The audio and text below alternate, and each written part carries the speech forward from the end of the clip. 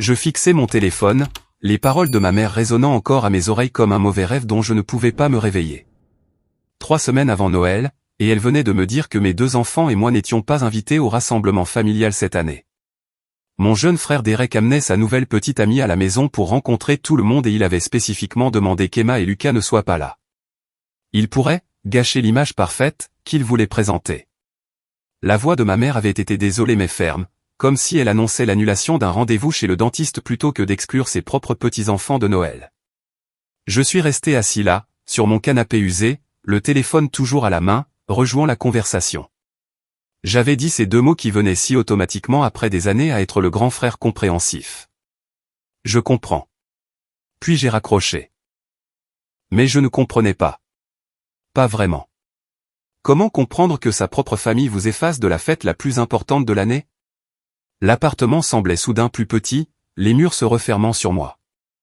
J'ai regardé autour de moi la vie que j'avais construite à partir des décombres de mon divorce il y a 3 ans. Ce n'était pas grand-chose selon certains critères, mais c'était honnête. Le petit sapin de Noël était déjà dans le coin, décoré d'ornements faits main qu'Emma et Lucas avaient créés au fil des ans. Des flocons de neige en papier pendaient du plafond. Leurs dessins couvraient le réfrigérateur. C'était chez moi.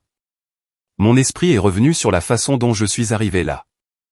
J'ai épousé Amanda à 24 ans, fraîchement sortie de l'école de métier avec mon certificat de technicien automobile.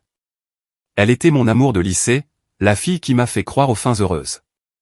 Nous avons eu Emma 2 ans plus tard, puis Lucas 2 ans après.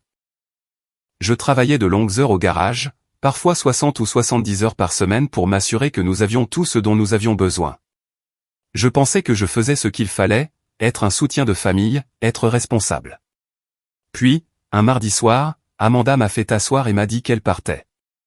Elle était tombée amoureuse de Marcus, son entraîneur personnel à la salle de sport à laquelle je lui avais offert un abonnement pour son anniversaire. Elle a dit qu'elle s'était mariée trop jeune, qu'elle avait besoin de se trouver, qu'elle se sentait piégée dans une vie qu'elle n'avait jamais vraiment choisie. 3 mois plus tard, le divorce était finalisé. Elle a déménagé en Californie avec Marcus, envoyait occasionnellement une pension alimentaire et appelait les enfants pour leurs anniversaires. Parfois. Mes parents m'ont soutenu pendant le divorce, du moins en apparence. Ma mère apportait des plats cuisinés et m'aidait avec les enfants quand je devais travailler tard. Mon père me donnait des conseils sur les arrangements de garde. Mais il y avait des commentaires, des petites piques, qui faisaient plus mal qu'ils ne le voulaient probablement. Peut-être que tu aurais dû le voir venir, Shaun. Peut-être que si tu avais passé plus de temps à la maison. Tu n'as vraiment pas remarqué qu'elle était malheureuse. Derek, en revanche, avait navigué dans la vie sur un courant entièrement différent. 5 ans plus jeune que moi, il était l'enfant en or qui ne pouvait rien faire de mal. Pendant que je changeais de l'huile et que je tournais des pneus, Derek obtenait son diplôme de marketing à l'université d'État. Je l'ai aidé à payer ses manuels quand il était à court d'argent. Je lui ai donné ma vieille Honda Civic quand il avait besoin d'une voiture pour son stage. Je l'ai couvert quand il manquait des dîners de famille à cause de fêtes ou de rendez-vous. Maintenant, Derek conduisait une berline de luxe, travaillait dans une prestigieuse agence de marketing en ville et vivait dans un élégant appartement en hauteur avec des fenêtres allant du sol au plafond. Il publiait des photos sur les réseaux sociaux de voyages d'affaires à Miami et à Los Angeles. Des restaurants chics, des événements de réseautage avec des gens en costume cher. Il me rendait rarement visite, à moi ou aux enfants. Toujours trop occupé par des réunions avec des clients, des conférences de l'industrie, la construction de sa marque. Je ne lui en avais jamais voulu. J'étais fier de mon petit frère. Je pensais qu'il était fier de moi aussi, à sa manière. J'étais le stable, le fiable, celui qui se présentait et faisait le travail sans se plaindre. Apparemment, cela me rendait oubliable, effaçable, gênant. L'appartement était silencieux, à l'exception du bourdonnement du réfrigérateur et du son lointain du trafic à l'extérieur. Emma et Lucas étaient à leur programme après l'école. Ils ne rentreraient pas avant 1 heure. Je suis resté assis dans le silence, tenant mon téléphone, fixant l'écran. Puis il a vibré. Un message de groupe de ma famille élargie. Tante Patricia avait lancé une discussion sur le rassemblement de Noël. Tout le monde participait avec des messages enthousiastes. J'ai hâte de voir tout le monde. Tellement excité de rencontrer la petite amie de Derek. Devrais-je apporter ma célèbre cocotte de haricots verts? À quelle heure devrions-nous arriver? J'ai fait défiler 23 messages. Pas une seule personne ne m'a mentionné. Pas une seule personne n'a demandé où je serais ou si j'amenais les enfants. C'était comme si nous avions déjà disparu. Effacé du portrait de famille avant même que la photo ne soit prise. Ma mère n'avait dit à personne que nous étions exclus. Pour eux, il semblait probablement que j'étais juste silencieux, peut-être occupé par le travail. Ils n'avaient aucune idée que leurs neveux et leurs nièces, les enfants de leurs cousins, avaient été jugés inacceptables pour le Noël familial parfait. Mes mains se sont mises à trembler. Plus de tristesse, mais de quelque chose d'autre, quelque chose qui ressemblait à de la colère, commençant à se réveiller après un long sommeil. Ce soir-là, Emma est entrée en trombe, son sac à dos rebondissant sur ses épaules. Ses joues étaient rouges à cause de l'air froid de décembre. Lucas la suivait, traînant son manteau par terre comme il le faisait toujours, malgré mes rappels de le suspendre. Ils étaient beaux, mes enfants. Emma avait mes cheveux noirs et les yeux verts de sa mère. Lucas avait mes yeux bleus et un sourire qui pouvait illuminer une pièce. C'étaient de bons enfants, des enfants gentils, le genre d'enfants dont tout grand-parent devrait être fier de se réclamer. Emma a laissé tomber son sac à dos et a couru vers moi. « Papa, est-ce qu'on va chez mamie et papy pour Noël comme d'habitude ?» Elle avait 8 ans, était vive comme l'éclair et apprenait déjà à lire l'ambiance mieux que la plupart des adultes. Je pouvais voir l'espoir dans ses yeux, l'excitation de continuer une tradition qu'elle aimait. J'ai senti ma poitrine se serrer. Comment dire à son enfant qu'elle n'est pas désirée? Comment expliquer que son oncle pense qu'elle et son frère gâcheraient son image parfaite? J'avais répété ce moment dans ma tête tout l'après-midi, essayant de trouver des mots qui ne leur briseraient pas le cœur ou ne leur feraient pas sentir qu'ils avaient fait quelque chose de mal. Je me suis agenouillé à sa hauteur, arborant mon plus beau sourire. En fait, ma chérie, je pense qu'on va avoir notre propre Noël spécial ici cette année. Juste nous trois. On peut le rendre vraiment amusant. Faire tout ce qu'on veut. Peut-être prendre le petit déjeuner pour le dîner, regarder des films toute la journée, construire un fort de couverture. Lucas s'est animé à cette idée. Un fort de couverture? On peut le faire vraiment grand. Bien sûr, mon grand. Le plus grand de tous les temps. Mais Emma n'était pas convaincue. Son visage s'est légèrement assombri, ce regard perspicace traversant ses traits. Mais tante Patricia, oncle Tom et nos cousins. J'ai fait un dessin à l'école pour mamie. Elle était si fière quand je lui en ai parlé la semaine dernière. La mention de la semaine dernière m'a piqué.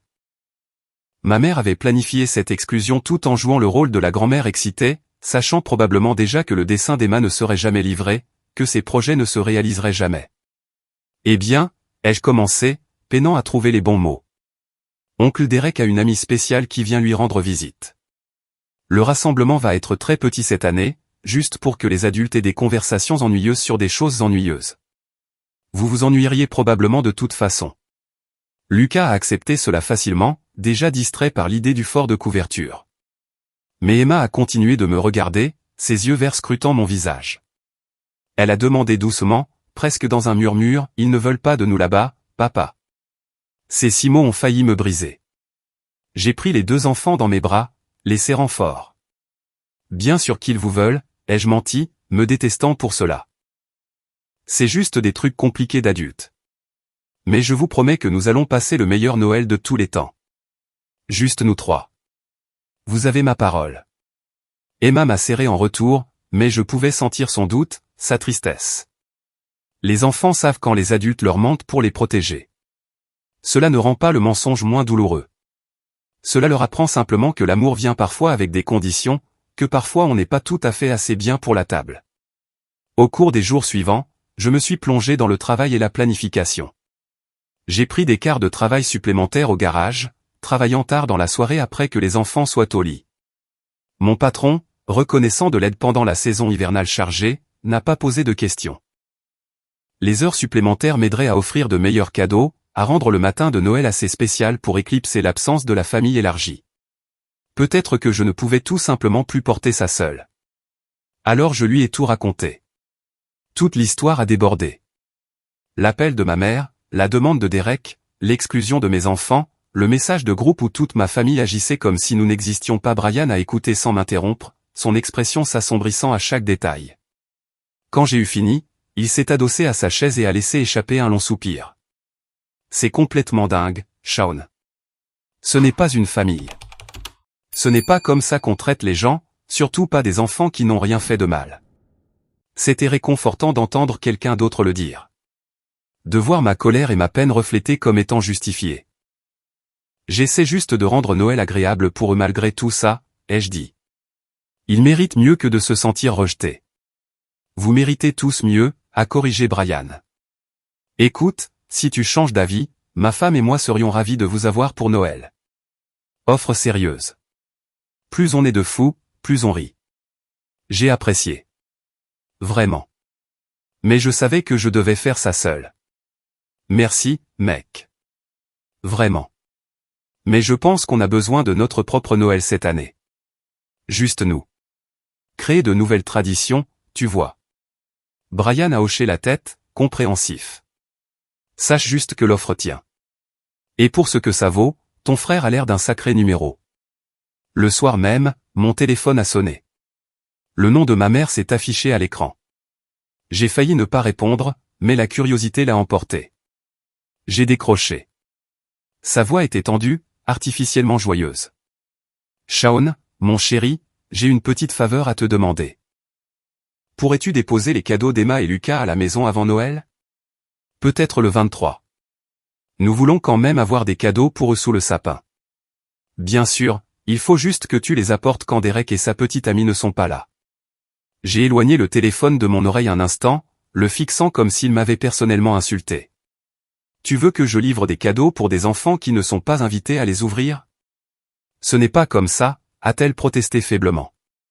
On leur donnera les cadeaux plus tard. Peut-être au Nouvel An. On ne veut juste pas que Melissa et la petite amie de Derek se demandent pourquoi il y a des cadeaux pour des enfants sous le sapin, alors que Derek lui a dit qu'il n'y a pas de jeunes enfants dans la famille immédiate. Ma main s'est resserrée autour du téléphone. Il lui a dit qu'il n'y a pas d'enfants dans la famille. Eh bien, pas en autant de mots, a-t-elle rétropédalé. Il a juste dit que le Noël familial serait réservé aux adultes cette année. S'il te plaît, Shaun, ne rends pas les choses plus difficiles qu'elles ne le sont. Oh, et si tu as encore cette bonne bouteille de vin que nous t'avons donnée l'année dernière, Derek espérait que tu pourrais l'apporter aussi. La famille de Melissa possède un vignoble, et Derek veut faire bonne impression. Je l'ai entendu alors, en arrière-plan. La voix de mon père, pensant que je ne pouvais pas entendre. Assure-toi qu'il apporte aussi le bon vin que nous lui avons donné l'année dernière.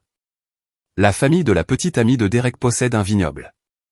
Il ne se contentait pas de nous exclure, moi et mes enfants. Il m'utilisait. S'attendant à ce que je livre des cadeaux comme une sorte de coursier de Noël, que je remette du vin pour que Derek puisse impressionner la riche famille de sa petite amie. L'insulte s'ajoutait à l'insulte jusqu'à devenir quelque chose de presque absurde.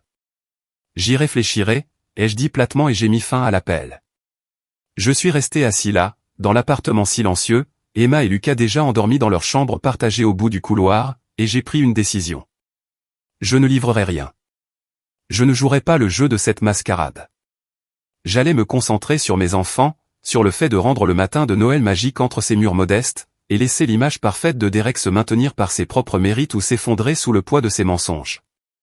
2 semaines avant Noël, Emma a eu son concert de Noël à l'école.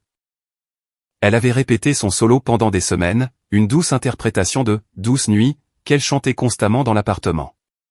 Je ne l'aurais manqué pour rien au monde. J'ai invité mes parents, envoyant un texto avec la date, l'heure et le lieu de l'auditorium de l'école. Une partie de moi espérait encore, malgré tout, qu'ils se présenteraient pour leur petite fille. La réponse est arrivée 3 heures plus tard. Un texto de ma mère. Tellement désolé de ne pas pouvoir venir. Nous aidons Derek à préparer son appartement pour la visite de Melissa la semaine prochaine. Elle reste chez lui quelques jours avant Noël. Tu comprends? Fais un câlin à Emma de notre part. Après le concert, alors que les parents se pressaient pour féliciter leurs enfants et prendre des photos, une femme s'est approchée de moi.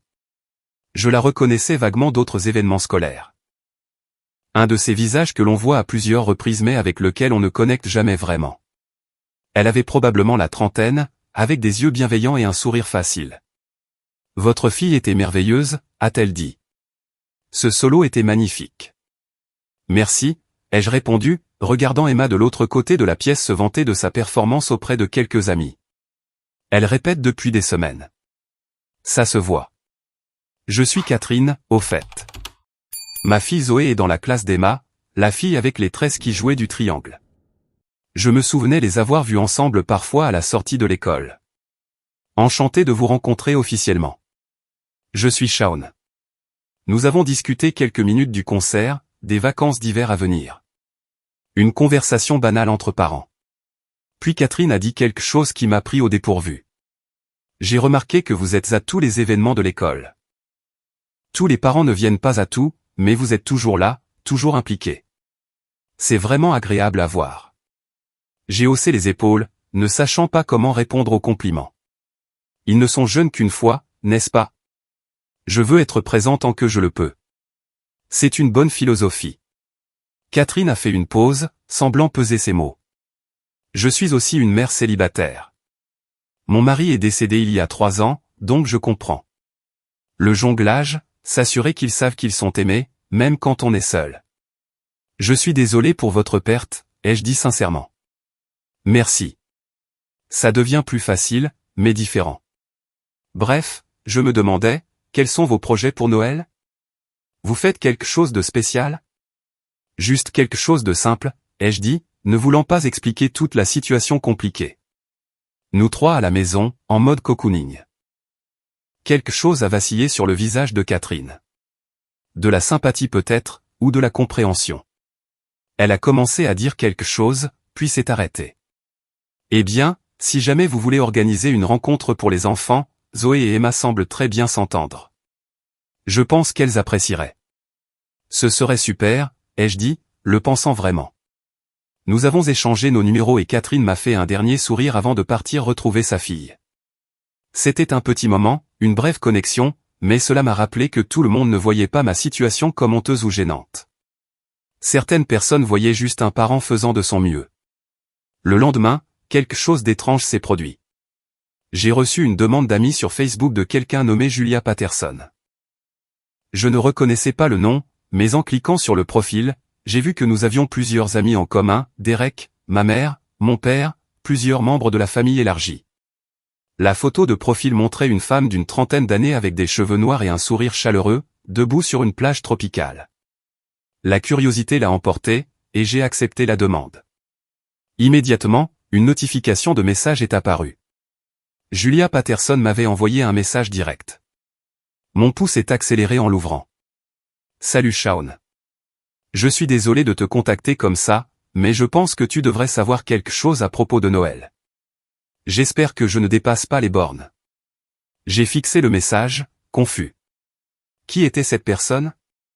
J'ai répondu. Salut Julia. Je suis désolé, mais qui es-tu exactement? Sa réponse est venue rapidement. Je suis la sœur de Melissa, la petite amie de Derek. Nous ne nous sommes jamais rencontrés, mais j'ai entendu ton nom mentionné et j'ai fait quelques recherches. Je pense que nous devons parler. Mon cœur s'est mis à battre la chamade. J'ai répondu. Je t'écoute. Ce qui a suivi a été une série de messages qui m'ont glacé le sang. Julia a expliqué que sa sœur Melissa sortait avec Derek depuis 8 mois. Melissa avait mentionné à Julia qu'elle était excitée de rentrer avec Derek pour Noël pour rencontrer sa merveilleuse famille. Selon Derek, sa famille était extrêmement soudée, sophistiquée et réussie. Il avait spécifiquement parlé à Melissa de son frère aîné, le propriétaire d'entreprise prospère qui voyageait toujours pour le travail. Le message suivant de Julia m'a frappé comme un coup de poing à l'estomac. Derek a dit à Melissa que tu es en Europe en ce moment pour affaires. Il a dit que tu es une sorte de propriétaire de concessionnaires automobiles internationaux. Toujours en avion entre Londres et New York. C'est pourquoi Melissa ne te rencontrera pas à Noël. Tu es censé être hors du pays. J'ai lu le message 3 fois, me sentant de plus en plus stupéfait à chaque fois. Il avait créé une version entièrement fictive de moi, avec une carrière et un style de vie qui n'avaient aucun rapport avec la réalité. Et dans cette fiction, je n'avais apparemment pas d'enfant. J'ai répondu, Melissa ne sait pas que j'ai des enfants? La réponse de Julia a été immédiate. Derek lui a dit qu'il n'a ni nièce ni neveu. Il a dit que c'est juste lui et ses parents pour Noël. Très intime. Ma sœur accorde plus d'importance à la famille qu'à toute autre chose. Elle vient d'une grande famille soudée. C'est en partie pourquoi elle était si excitée à propos de Derek. Il a brossé ce tableau d'une dynamique familiale parfaite. Un autre message a suivi. J'ai découvert la vérité par accident. J'étais chez mes parents la semaine dernière et j'ai vu une vieille photo sur leur cheminée. C'était une photo de Derek sur Facebook, datant de quelques années, un rassemblement familial. Il y avait des enfants sur la photo. Quand j'ai posé la question à Mélissa, elle avait l'air confuse et a dit que Derek lui avait bien dit qu'il n'y avait pas de jeunes enfants dans la famille immédiate. C'est là que j'ai commencé à creuser et que j'ai trouvé ton profil. Ce sont tes enfants sur cette photo, n'est-ce pas? Oui, ai-je répondu, les mains tremblantes. Emma et Lucas. Ils ont 8 et 6 ans. Julia a envoyé un dernier message. Je suis vraiment désolé. J'ai hésité à te contacter, mais cela me semblait mal.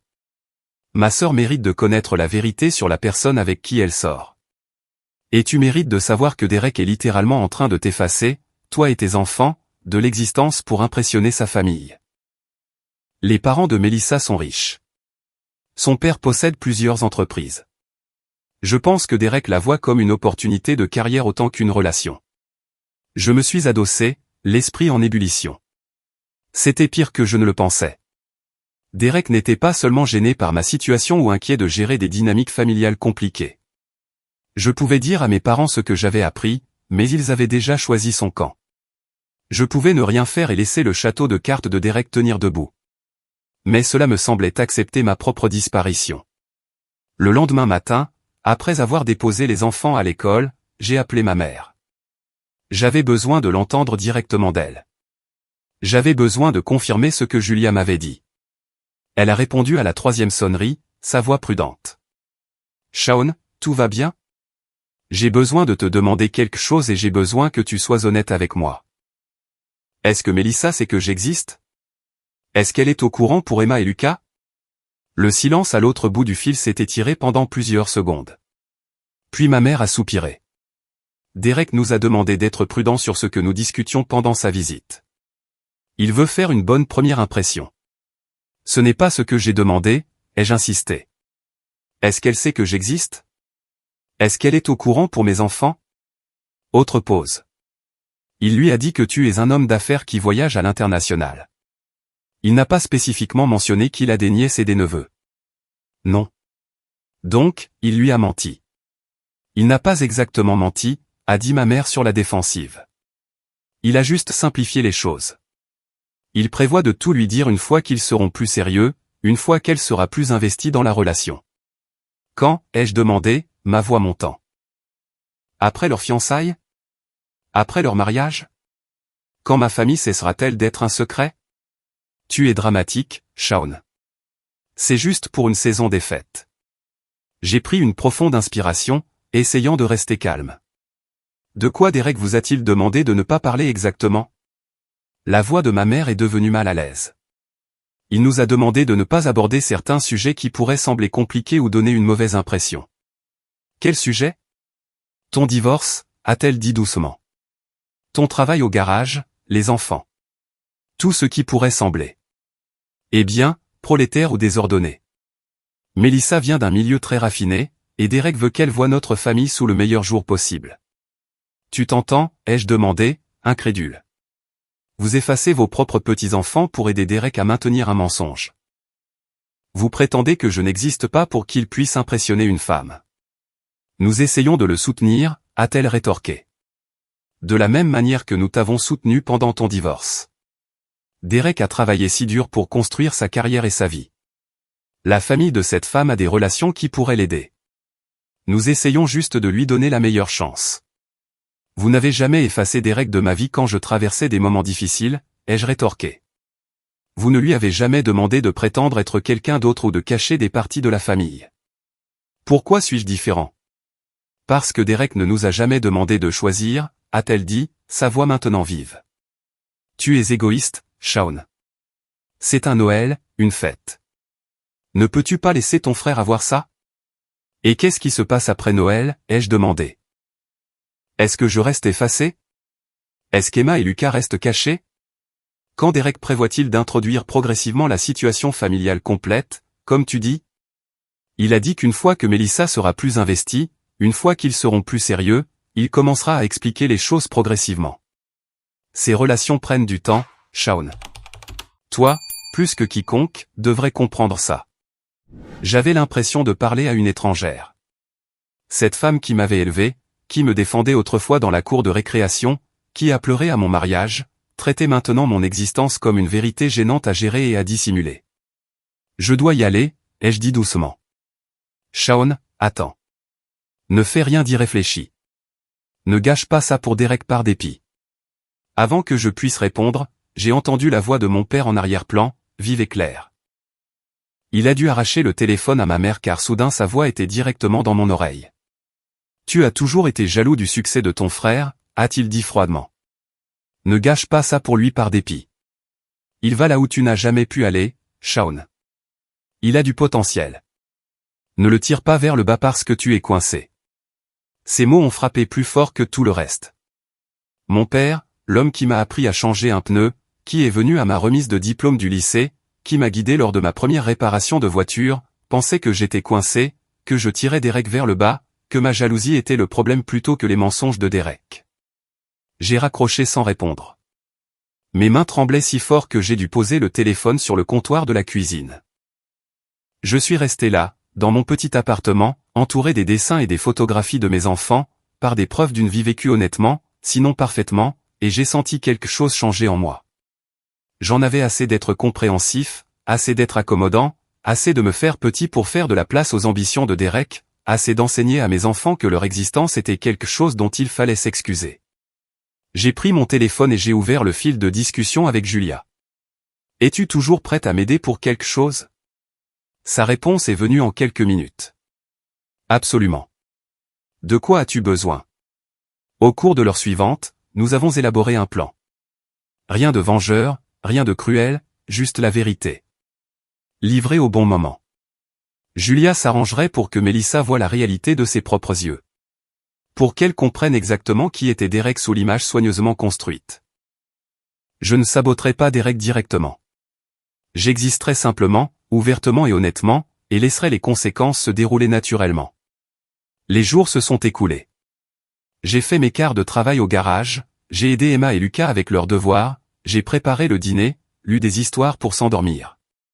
La vie normale a continué pendant que j'attendais que l'autre chaussure tombe. Je n'ai pas eu de nouvelles de mes parents. Le message de groupe de la famille a continué avec des messages enthousiastes sur les projets de Noël. J'ai arrêté de les lire. Puis, le 23 décembre, 2 jours avant Noël, mon téléphone a explosé d'appels. Le nom de ma mère s'est affiché à l'écran encore et encore. J'ai laissé les 3 premiers appels aller à la messagerie vocale. Au 4e, j'ai répondu. Shaun, Alta TL. Sa voix était paniquée. Nous avons une situation. Derek et Melissa sont arrivés plus tôt. Ils devaient arriver demain, mais ils sont venus ce soir par surprise. Et il y a des cadeaux sous le sapin pour Emma et Lucas que des gens ont déjà déposés. Et Melissa pose des questions. Quel genre de questions ? Ai-je demandé calmement, bien que mon cœur battait la chamade. Elle veut savoir qui sont ses enfants. Derek lui a dit que ce sont des cousins éloignés, mais les étiquettes disent avec amour, mamie et papy. Et elle est confuse parce que nous sommes censés être ses parents, pas les parents de parents éloignés. Derek est furieux. Il veut que nous cachions tous les cadeaux, toutes les photos, tout ce qui montre que nous avons des petits-enfants. Je vois, ai-je dit, ma voix plate. Nous avons besoin que tu promettes de ne pas venir à la maison, a supplié ma mère. S'il te plaît, Shaun. Ne gâche pas ça maintenant. Nous sommes si près de nous en sortir. Où avez-vous dit à Melissa que je suis ? Ai-je demandé. Ma mère a hésité. Derek lui a dit que tu es à Londres pour affaires. Intéressant, ai-je dit. Et que se passe-t-il quand elle découvrira que je suis à 20 minutes de là ? Tu ne peux pas, a commencé ma mère, mais je l'ai coupé. Je ne promets rien, ai-je dit, et j'ai raccroché. 1 heure plus tard, à 19h30, on a frappé sèchement à la porte de mon appartement. Emma et Lucas étaient dans le salon en train de décorer des biscuits et de regarder un film de Noël. Je leur ai dit de rester là et je me suis dirigé vers la porte, l'estomac noué d'anticipation. Je l'ai ouverte pour trouver 4 personnes dans le couloir, ma mère et mon père, tous deux l'air furieux et paniqués, Derek, pâle et en sueur malgré la froide nuit de décembre, et une femme que je n'avais jamais rencontrée mais que je reconnaissais des photos. belle et posée dans un manteau cher, son expression confuse. Avant que quiconque puisse parler, ma mère m'a sifflé, nous devons parler maintenant. Derek a lâché, sa voix plus aiguë que la normale, pourquoi as-tu dit à Julia d'envoyer un message à ma petite amie? Je n'ai encore rien dit. Je suis juste resté là, croisant le regard de chacun d'eux à tour de rôle. Puis la femme, Mélissa, s'est avancée. Elle m'a regardé attentivement, son regard vif et évaluateur. Attendez, a-t-elle dit lentement, sa voix incertaine. Vous êtes Shaun, le frère de Derek, celui qui est censé être à Londres. Puis elle a regardé par-dessus mon épaule, à travers la porte ouverte de mon appartement, et ses yeux se sont posés sur Emma et Lucas à la table de la cuisine. Son expression s'est transformée, la confusion laissant place au choc. Et ce sont des enfants, a-t-elle dit, sa voix à peine un murmure. Elle s'est tournée vers Derek, le visage pâle. Derek, à qui sont ses enfants? Le couloir semblait s'être figé dans le temps. 5 adultes debout dans un silence tendu tandis qu'en arrière-plan, Emma et Lucas riaient de quelque chose dans leur film, complètement inconscients de la confrontation qui se déroulait à la porte. J'ai pris une décision en une fraction de seconde. Quoi qu'il arrive ensuite, mes enfants n'allaient pas en être les spectateurs. Entrez, dis-je doucement, reculant pour ouvrir plus grand la porte. Mélissa est entrée la première, ses yeux ne quittant jamais Emma et Lucas. Mes parents ont suivi, tous deux ayant l'air de vouloir être n'importe où ailleurs dans le monde. Derek est entré en dernier, le visage un masque de panique et de colère. J'ai refermé la porte derrière eux. Emma a levé les yeux de ses biscuits, son visage s'illuminant en voyant des visages familiers. Mamie. Papy. Elle a sauté de sa chaise, couverte de farine et de miettes de biscuits. Avez-vous changé d'avis pour Noël? Lucas s'est précipité aussi, traînant des morceaux de glaçage vert. On est invité maintenant? La pièce est devenue complètement silencieuse. Mélissa s'est tournée lentement pour faire face à mes parents. Puis à Derek. Son expression se durcissant à chaque seconde qui passait. De quoi parle-t-elle, a-t-elle demandé, sa voix contrôlée mais glaciale. Ma mère a essayé de rire pour détendre l'atmosphère, le son forcé et cassant. Les enfants ont une telle imagination. Ils se trompent parfois sur les projets. Mais Emma, béni soit son cœur honnête, n'était pas du tout confuse. Elle a levé les yeux vers ma mère avec des yeux innocents. Mais papa a dit qu'on ne peut pas venir à Noël parce qu'oncle Derek ne veut pas de nous. Il a dit qu'on gâcherait l'image parfaite. Lucas a ajouté utilement, sa voix de 6 ans portant clairement dans l'appartement. Papa a dit que ce n'est pas grave, cependant. On va avoir notre propre Noël avec des forts de couverture. Le visage de Mélissa était passé du pâle au blanc. Elle a regardé Derek, mes parents, moi, les enfants. Sa bouche s'est ouverte et s'est refermée 2 fois avant que les mots ne sortent. De quoi parle-t-il, Derek? Derek a commencé à parler, sa voix se brisant. Shaun, qu'as-tu raconté à tes enfants? Ce n'est pas ce qui s'est passé. Tu déformes les choses. J'ai levé la main. Emma, Lucas, j'ai besoin que vous alliez dans votre chambre quelques minutes, d'accord? Prenez vos biscuits avec vous. Je dois parler aux adultes. Mais papa. A protesté Emma. Maintenant, s'il vous plaît, ai-je dit doucement mais fermement.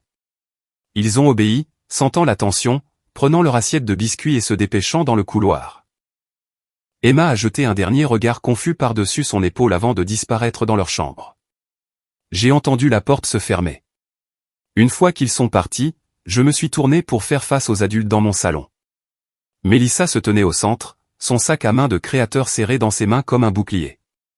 Mes parents planaient près de la porte, l'air coupable et piégé. Derek se tenait figé près du canapé, son sang-froid soigneusement entretenu s'effritant. J'ai regardé directement Mélissa.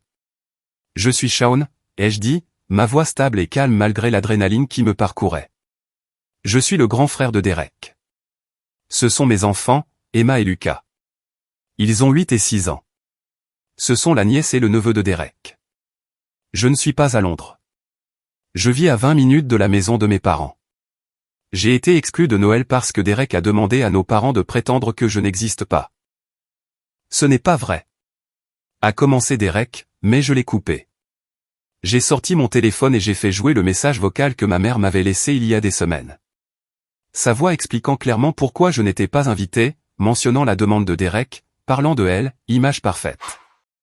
La pièce s'est remplie de ces mots enregistrés, chacun atterrissant comme une pierre dans une eau calme.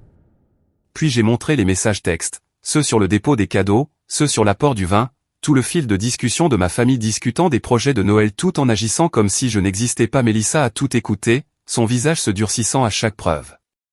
Quand j'ai eu fini, elle s'est tournée vers Derek, sa voix était calme, dangereuse. Tu m'as dit que ton frère était un homme d'affaires prospère qui voyage dans le monde. Tu as dit qu'il possède des concessions de voitures de luxe en Europe. Tu m'as dit qu'il serait à Londres pour Noël.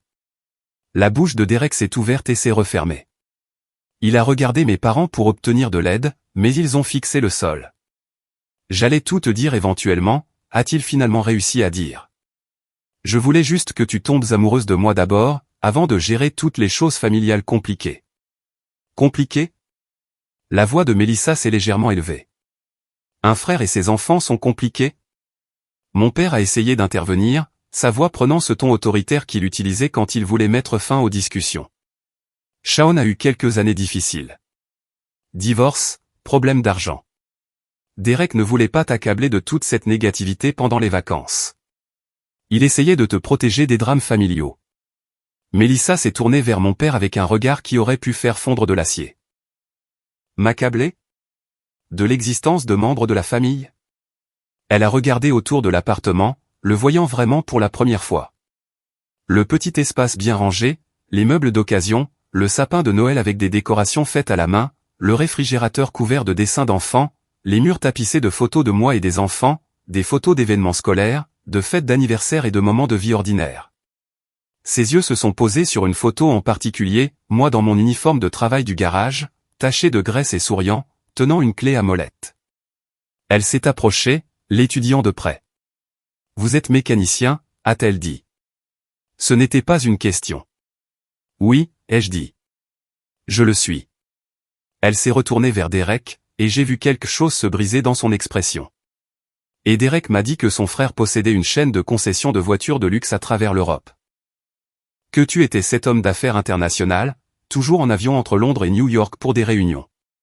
Le silence qui a suivi était assourdissant. Mélissa a continué, sa voix tremblant maintenant de colère ou de peine, ou des deux. Ma sœur Julia m'a appelé ce matin.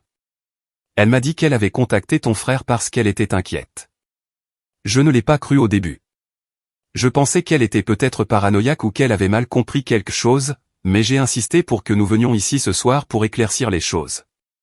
J'ai dit à Derek que je voulais rencontrer son frère avant Noël, que c'était important pour moi. Elle a regardé Derek avec quelque chose qui ressemblait à du dégoût. Tu me mens depuis 8 mois sur ta famille. Sur ta vie. Sur qui tu es. Tout ce que tu m'as dit était conçu pour m'impressionner, pour te faire paraître meilleur, plus réussi, plus organisé que tu ne le es réellement. Ce n'est pas comme ça, a plaidé Derek, sa voix maintenant désespérée. Je t'aime, Mélissa. Je voulais juste être assez bien pour toi. Ta famille est si réussie, si parfaite. Je ne voulais pas que tu vois toutes les parties désordonnées de la mienne. Alors tu les as effacées, a rétorqué Mélissa. Tu as effacé ton frère et ses enfants parce qu'ils ne correspondaient pas à l'image que tu voulais projeter. Quel genre de personne fait ça ? Ma mère a essayé une dernière fois. Mélissa, ma chère, c'est tout un malentendu. Derek essayait juste de faire bonne impression. Vous pouvez sûrement comprendre le désir de se montrer sous son meilleur jour dans une nouvelle relation. Mélissa s'est tournée vers ma mère et sa voix était de glace. Mon père a grandi dans la pauvreté, a-t-elle dit. Il a bâti son entreprise à partir de rien. Il a travaillé comme concierge tout en suivant des cours du soir. Il a financé ses études universitaires communautaires tout en soutenant ses parents et ses jeunes frères et sœurs. La seule chose qu'il valorise plus que le succès, c'est l'intégrité et la loyauté familiale. Il ne respecterait jamais un homme qui efface sa propre famille pour impressionner les gens. Elle a de nouveau regardé Derek et j'ai vu le moment où elle a pris sa décision. C'est fini. Je ne peux pas être avec quelqu'un qui ment sur quelque chose d'aussi fondamental. Quelqu'un qui jetterait sa propre famille pour l'ascension sociale. Ce n'est pas avec ce genre de personne que je veux construire ma vie. Mélissa, s'il te plaît, a commencé Derek, tendant la main vers elle. Elle a reculé. Ne fais pas ça. Juste, ne fais pas ça. Elle s'est tournée vers moi et son expression s'est adoucie. Je suis désolé que vous ayez été mis dans cette situation. Vos enfants sont magnifiques. Vous méritez tellement mieux que ça. Elle a fait un geste vague vers mes parents et Derek. Puis elle s'est dirigée vers la porte, ses talons claquant sur le parquet. Derek est resté figé un instant, puis s'est soudainement ranimé. Mélissa, attends. On peut en parler. Il a couru après elle, sa voix résonnant dans le couloir alors qu'il la poursuivait dans les escaliers. Mes parents se tenaient dans mon salon, l'air abasourdi. Pendant un long moment, personne n'a bougé. Puis ma mère s'est mise à pleurer, se couvrant le visage de ses mains. « Tu as ruiné la vie de Derek », a-t-elle sangloté. Il était si heureux. Il avait enfin trouvé quelqu'un de spécial, et tu as tout gâché. J'ai senti quelque chose de froid s'installer dans ma poitrine. Je n'ai rien gâché, ai-je dit doucement. Derek s'est fait ça à lui-même. Et vous l'avez tous les deux aidé. Mon père s'est approché pour réconforter ma mère, son bras autour de ses épaules. Mais son visage était différent maintenant. Plus en colère, juste fatigué, dégonflé. Il m'a regardé avec quelque chose qui aurait pu être de la honte. Nous essayons juste de l'aider à réussir, a-t-il dit faiblement. En m'effaçant, moi et tes petits-enfants, ai-je demandé. Ce n'est pas de l'aide. C'est de la trahison. Ma mère a levé les yeux, son mascara coulant, son visage marbré de larmes. Nous n'avons jamais eu l'intention de te blesser. Nous pensions que tu comprendrais. Tu as toujours été si fort, si capable. Derek avait plus besoin de nous. Donc, vous m'avez pris pour acquis, ai-je dit. Vous avez supposé que j'accepterais simplement d'être invisible parce que je ne ferais pas d'histoire. Vous avez supposé que mes enfants s'en sortiraient en apprenant que leurs grands-parents accordent plus d'importance à l'image de leur oncle qu'à leur existence.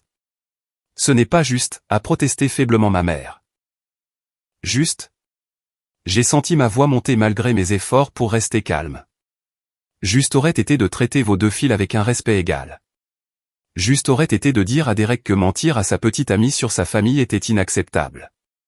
Juste aurait été de défendre vos petits-enfants au lieu de les cacher comme s'ils étaient quelque chose dont il fallait avoir honte. Mon père s'est affalé sur le canapé, le visage dans ses mains.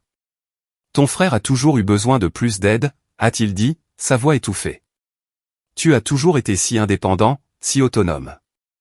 Tu t'es débrouillé seul. Derek avait besoin de conseils, de soutien, de quelqu'un pour lui ouvrir des portes. Je me suis dirigé vers la fenêtre, regardant la nuit de décembre, les lumières des autres appartements où d'autres familles se préparaient pour Noël. Alors, vous l'avez aidé en lui apprenant que l'intégrité n'a pas d'importance. Que la famille est jetable si elle ne sert pas vos intérêts. Voilà les conseils que vous lui avez donnés. Nous avons fait une erreur, a dit mon père doucement. Une terrible erreur. Ma mère s'est levée, s'essuyant les yeux. Que faisons-nous maintenant? Comment réparons-nous cela? Je me suis tourné pour leur faire face. Ce n'est pas à moi de répondre à cette question. C'est à vous. Vous décidez quel genre de grands-parents vous voulez être. Quel genre de parents. La porte est ouverte, mais pas sous condition. Soit vous êtes à fond avec nous tous, soit vous êtes dehors. Je ne laisserai pas mes enfants apprendre que l'amour est conditionnel. Qu'ils doivent gagner leur place à la table. Et Derek, a demandé ma mère d'une petite voix. Derek doit découvrir qui il veut être. Je ne suis pas son gardien. Mais je ne vais pas non plus prétendre être quelqu'un que je ne suis pas, ni cacher mes enfants pour qu'ils puissent maintenir une fantaisie. Mes parents sont partis tranquillement. Pas de résolution, pas de promesse, juste un lourd silence et le poids de choix qui ne pouvaient être annulés. La porte s'est refermée derrière eux, et je suis resté seul dans mon salon, le son du film de Noël jouant toujours faiblement depuis la chambre des enfants. J'ai marché dans le couloir et j'ai ouvert leur porte. Emma et Lucas étaient blottis sur le lit d'Emma, l'assiette de biscuits entre eux, regardant une tablette. Ils ont levé les yeux quand je suis entré, leurs visages incertains. « Tout va bien, papa ?» a demandé Emma. « C'est compliqué, » ai-je dit honnêtement, m'asseyant sur le bord du lit. Parfois, les adultes font des erreurs et se blessent mutuellement. Mais je veux que vous sachiez tous les deux quelque chose de très important. Vous n'avez rien fait de mal. Rien. Vous êtes des enfants merveilleux, incroyables, et quiconque ne le voit pas passe à côté de quelque chose, d'accord? Lucas a hoché la tête. Mais Emma, comme toujours, voyait plus loin. Est-ce que mamie et papy sont en colère contre nous? Ils ne sont pas en colère contre vous, ai-je promis. Ils règlent certaines choses. Mais peu importe ce qui se passe avec eux, toi et moi, on est solides. On est une équipe, et on va passer le meilleur Noël, comme je l'ai promis. Au cours des 2 jours précédant Noël, je n'ai rien entendu de ma famille.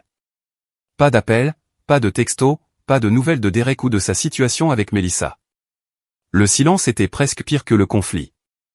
Je me suis concentré sur les enfants, sur la préparation de biscuits, le visionnage de films de Noël et la construction de ce gigantesque fort de couverture dans le salon que Lucas avait demandé il y a des semaines. La veille de Noël, nous sommes restés éveillés tard pour accrocher les chaussettes et laisser des biscuits pour le Père Noël. Les enfants bourdonnaient d'excitation. Toutes les pensées de drame familial oubliées dans la magie de l'anticipation du matin de Noël. Je les ai bordés, leur ai lu, la nuit avant Noël, et leur ai embrassé le front. Quand je me suis finalement effondré dans mon propre lit vers minuit, épuisé mais satisfait, j'ai ressenti quelque chose d'inattendu. La paix. Malgré tout, malgré les relations familiales brisées et l'incertitude quant à l'avenir, je sentais que j'avais fait ce qu'il fallait. J'avais refusé de disparaître. J'avais refusé d'enseigner à mes enfants que leur valeur était négociable. Le matin de Noël est arrivé avec Lucas sautant sur mon lit à 6h15. Emma juste derrière. Ils m'ont traîné jusqu'au salon où se tenait notre modeste sapin, entouré des cadeaux que j'avais soigneusement économisés et budgétisés. Nous avons passé la matinée en pyjama, ouvrant les cadeaux, jouant avec les nouveaux jouets et mangeant le petit déjeuner pour le dîner parce que c'était notre tradition maintenant. Vers 10h du matin, on a frappé à la porte. Je me suis immédiatement tendu, mais Emma et Lucas étaient trop absorbés par leur nouvelle fourniture d'art pour le remarquer. Je me suis dirigé lentement vers la porte, ne sachant pas ce que j'y trouverais. Mes parents se tenaient dans le couloir. Tous deux avaient l'air de ne pas avoir dormi. Les yeux de ma mère étaient rouges et gonflés. Les épaules de mon père s'affaissaient. Ils tenaient chacun plusieurs cadeaux emballés dans leurs bras. Ma mère a parlé la première, sa voix brisée. Nous sommes tellement désolés, Shaun.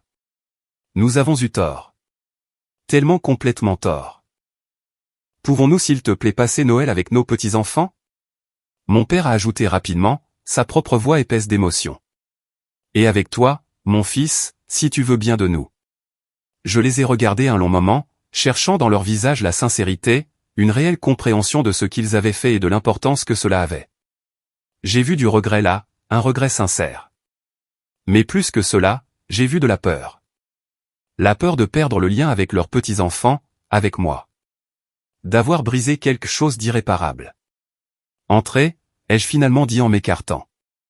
Le changement dans l'appartement a été instantané. Emma et Lucas ont crié de joie, courant pour serrer leurs grands-parents dans leurs bras. Mes parents se sont agenouillés, serrant les enfants en retour. Ma mère pleurant à nouveau, mais des larmes différentes cette fois. Les yeux de mon père étaient humides aussi, alors que Lucas lui montrait son nouveau camion jouet et qu'Emma entraînait ma mère pour voir ses fournitures d'art. La journée a été timide, prudente. Nous n'avons pas parlé de Derek, de Mélissa ou des événements des 2 nuits précédentes. Nous avons juste existé ensemble. Mes parents aidant à préparer le dîner de Noël dans ma petite cuisine. Mon père se mettant par terre pour construire un circuit de course avec Lucas. Ma mère assise avec Emma à peindre des aquarelles à la table de la cuisine. Dans un moment de calme, alors que les enfants étaient dans le salon à montrer leurs nouvelles affaires, mon père m'a trouvé à l'évier en train de faire la vaisselle. Il a pris un torchon et a commencé à essuyer sans qu'on le lui demande. Nous avons travaillé en silence pendant quelques minutes avant qu'il ne parle. J'ai dit que tu n'étais jamais allé nulle part, a-t-il dit doucement, sans me regarder. Que tu étais coincé, que Derek allait là où tu n'avais jamais pu aller. Je veux que tu saches que j'avais complètement tort à ce sujet. Je n'ai pas répondu, j'ai juste continué à laver. Tu es devenu un homme qui est présent, a-t-il continué. Qui tient ses promesses, qui met ses enfants en premier, quoi qu'il arrive. C'est plus loin que la plupart des gens n'arrivent dans toute une vie. C'est plus loin que moi je ne suis arrivé. Pour être honnête, je t'ai pris pour acquis parce que tu faisais tout paraître facile. J'ai oublié que ce n'est pas parce que tu ne te plaignais pas que tu n'avais pas de difficultés. Je suis désolé, Shaun. Je suis tellement désolé. J'ai posé le plat que je lavais et je me suis tourné pour lui faire face. Être père, ce n'est pas être parfait. C'est être présent et essayer de faire mieux quand on se trompe. Vous êtes là maintenant. Ça compte. Il a hoché la tête, s'essuyant les yeux avec le torchon. Nous allons faire mieux. Ta mère et moi avons parlé toute la nuit. Nous allons être les grands-parents qu'Emma et Lucas méritent, et les parents que tu mérites. Les jours après Noël ont été étranges de la meilleure des manières. Mes parents appelaient tous les jours pour prendre des nouvelles des enfants, pour prévoir des visites. Ils posaient des questions sur mon travail, écoutaient vraiment quand je parlais de projets au garage. Ils sont venus au match de basket d'Emma le 30 décembre, assis avec moi dans les gradins, applaudissant jusqu'à ce que leur voix soit rauque. Derek est resté silencieux. Pas d'appel, pas de texto, rien. J'ai appris par le bouche à oreille familial, par un cousin qui m'a contacté, que Mélissa avait en effet rompu avec lui de manière permanente. Apparemment, son père avait appelé Derek personnellement pour lui dire à quel point il était déçu de son caractère, de sa volonté de tromper et de manipuler pour réussir. Cet appel, a dit mon cousin, avait frappé Derek plus durement que la rupture elle-même. 3 jours après le Nouvel An, j'ai reçu un texto de Derek. Juste 4 mots. Je suis désolé. J'avais tort. Il n'attendait pas de pardon. J'ai fixé le message un long moment. Je n'étais pas prêt à répondre. Peut-être que je le serais un jour. Peut-être pas. Mais je ne lui devais pas une absolution immédiate juste parce qu'il reconnaissait enfin la réalité. Le pardon, le vrai pardon, prendrait du temps et la preuve d'un changement. J'ai laissé le message en « lu ». Une semaine en janvier, j'ai reçu un message de Julia, la sœur de Mélissa.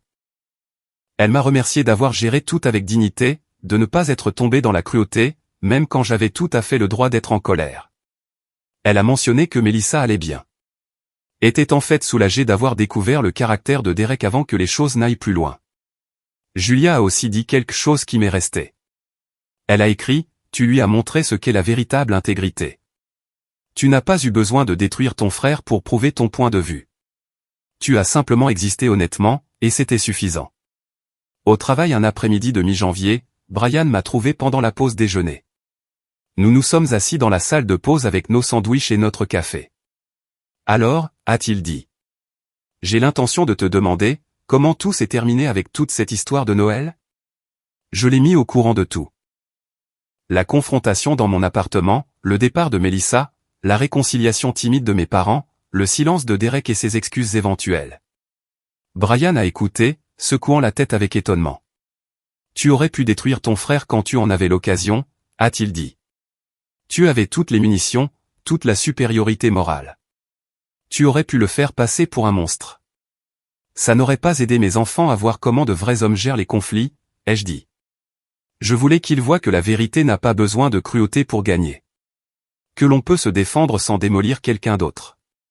Que l'intégrité compte plus que la vengeance. Brian a levé sa tasse de café dans un simulacre de toast. C'est de la sagesse, ça, mec. Tes enfants ont de la chance de t'avoir. Ce week-end-là, j'ai emmené Emma et Lucas au parc. Il faisait froid mais ensoleillé. Un de ces jours d'hiver vif où le ciel est d'un bleu impossible. Ils couraient sur l'aire de jeu pendant que j'étais assis sur un banc à les regarder jouer. Écoutant leur rire porté sur l'herbe gelée. Mon téléphone a vibré. Un texto de ma mère demandant s'il pouvait emmener les enfants au zoo le week-end prochain. J'ai souri et j'ai répondu par texto, oui. Puis une autre vibration. Celui-ci de Catherine, la mère célibataire que j'avais rencontrée au concert de Noël d'Emma. Elle demandait si les enfants voulaient avoir une rencontre avec sa fille Zoé. Peut-être prendre une pizza ensemble. J'ai répondu, oui, à cela aussi. La vie avançait, créant de nouvelles connexions, guérissant de vieilles blessures. Pas parfaite, pas sans cicatrices, mais honnête et réelle. Emma est venue en courant, les joues rouges de froid. Papa, regarde-moi sur les barres de singe. Je deviens vraiment bonne. Je regarde, ai-je répondu. Montre-moi ce que tu as dans le ventre. Elle est retournée à l'équipement de jeu et je l'ai regardé grimper et se balancer avec détermination. Lucas l'encourageant d'en bas. C'étaient mes enfants. Beaux, courageux et complètement eux-mêmes. Et ils grandiraient en sachant que leur existence n'était jamais quelque chose à cacher, jamais quelque chose dont il fallait s'excuser. Plus tard dans la soirée, après le dîner, les bains et les histoires du soir, après qu'Emma et Lucas se soient endormis dans leur chambre, je me suis assis sur mon canapé dans l'appartement silencieux. J'ai pensé à tout ce qui s'était passé, à la douleur, à la trahison et finalement à la guérison inattendue qui était venue du refus de rester invisible. J'ai sorti mon téléphone et j'ai ouvert l'application de notes. J'ai commencé à taper, essayant de mettre en mots ce que j'avais appris, ce que je voulais me souvenir les jours difficiles, ce que j'espérais que mes enfants comprendraient un jour quand ils seraient assez grands pour vraiment saisir ce qui s'était passé. J'ai écrit, être fort ne signifie pas accepter le manque de respect pour maintenir la paix. La vraie famille ne consiste pas à prétendre être parfait ou à cacher les parties désordonnées. Il s'agit d'être présent honnêtement, même quand c'est difficile. Mes enfants n'avaient pas besoin d'un Noël dans une grande maison avec des décorations coûteuses. Ils avaient besoin de voir leur père refuser de disparaître juste pour mettre quelqu'un d'autre à l'aise. Ils avaient besoin d'apprendre que leur existence n'est jamais quelque chose dont il faut s'excuser. J'ai fait une pause, pensant à Derek, à mes parents, à tous les sentiments compliqués qui tourbillonnaient encore autour de ces relations. J'ai continué à écrire. Parfois, le plus grand cadeau que vous puissiez offrir aux personnes que vous aimez est la vérité, même si cela vous coûte quelque chose. Parce qu'en fin de compte, un homme qui ne défend rien tombera pour n'importe quoi. Je refuse d'enseigner à mes enfants à se faire petits pour correspondre à la version de quelqu'un d'autre de ce qui est acceptable. Je refuse de modeler une vie où l'amour est conditionnel et la valeur est négociable. J'ai posé le téléphone et j'ai regardé autour de mon modeste appartement. Le même appartement dont Derek avait eu honte, qu'il avait effacé de son image soigneusement construite. Mais ces murs contenaient une vie réelle, un amour réel, de vrais moments de joie, de lutte et de croissance. Cela valait plus que n'importe quelle image parfaite ne pourrait jamais l'être. Mon téléphone a vibré une dernière fois. Mon père avait envoyé une photo. C'était du match de basket d'Emma plus tôt cette semaine-là. Emma a mi-tir, la langue tirée par la concentration. Le ballon décrivant un arc vers le panier. Ma mère, mon père et moi étions visibles en arrière-plan, tous debout, tous applaudissant. Sous la photo, mon père avait écrit « C'est ça qui compte ». Merci de nous le rappeler. J'ai sauvegardé la photo, l'ai ajoutée à la collection sur mon mur. Puis j'ai éteint les lumières et je suis allé me coucher, fatigué, mais content. Demain apporterait de nouveaux défis, de nouveaux moments à naviguer, de nouvelles occasions d'être là pour mes enfants. Mais ce soir, je pouvais me reposer en sachant que j'avais bien agi envers eux. Leur avait appris quelque chose de précieux sur la valeur, l'intégrité et le courage d'exister honnêtement dans un monde qui nous demande parfois de cacher notre vérité. L'histoire de ce Noël deviendrait une partie de notre histoire familiale. Un tournant qui a changé les relations et réinitialisé les attentes. Emma et Lucas s'en souviendraient non pas comme le Noël où ils ont été exclus, mais comme le Noël où leur père leur a montré que certaines choses valent la peine de se battre. Même tranquillement, même sans drame. Juste en refusant d'accepter moins que la pleine reconnaissance de leur valeur. Et peut-être qu'un jour Derek comprendrait ce qu'il avait failli jeter pour une image, pour l'approbation, pour une relation construite sur des mensonges. Peut-être qu'il apprendrait ce que j'avais appris en décembre, que la seule vie qui vaille la peine d'être vécue est une vie honnête, et que la seule famille qui vaille la peine d'être eue est celle qui vous voit complètement et vous aime quand même. Mais c'était son chemin à parcourir. Le mien était ici, dans ce petit appartement, avec mes beaux enfants, construisant une vie qui était réelle, désordonnée et complètement, honnêtement, la nôtre. Avant de terminer, je veux vous demander quelque chose. Vous êtes-vous déjà senti invisible dans votre propre famille? Avez-vous dû faire le choix entre maintenir la paix et défendre votre valeur? Comment l'avez-vous géré? J'adorerais entendre vos histoires dans les commentaires ci-dessous. Si cette histoire a résonné en vous, si elle vous a fait réfléchir à vos propres relations ou aux valeurs que vous voulez enseigner à vos enfants, veuillez cliquer sur le bouton j'aime et vous abonner à la chaîne. Partagez cette histoire avec quelqu'un qui pourrait avoir besoin de l'entendre, quelqu'un qui se débat avec des dynamiques familiales similaires ou qui essaie de trouver comment se défendre sans perdre les personnes qu'il aime. Merci d'avoir écouté mon histoire, d'avoir fait ce voyage avec moi à travers l'un des Noëls les plus difficiles et les plus importants de ma vie. J'espère que cela vous a rappelé que votre existence n'est jamais quelque chose dont il faut s'excuser, que le véritable amour ne vous oblige pas à cacher des parties de vous-même, et que parfois la chose la plus courageuse que vous puissiez faire est simplement de refuser de disparaître. Je vous souhaite, à vous et à vos familles, honnêteté, intégrité et le courage de vous aimer complètement. Joyeux Noël, bonne fête et à une nouvelle année remplie de connexions authentiques et de relations bâties sur la vérité. Prenez soin de vous et les uns des autres.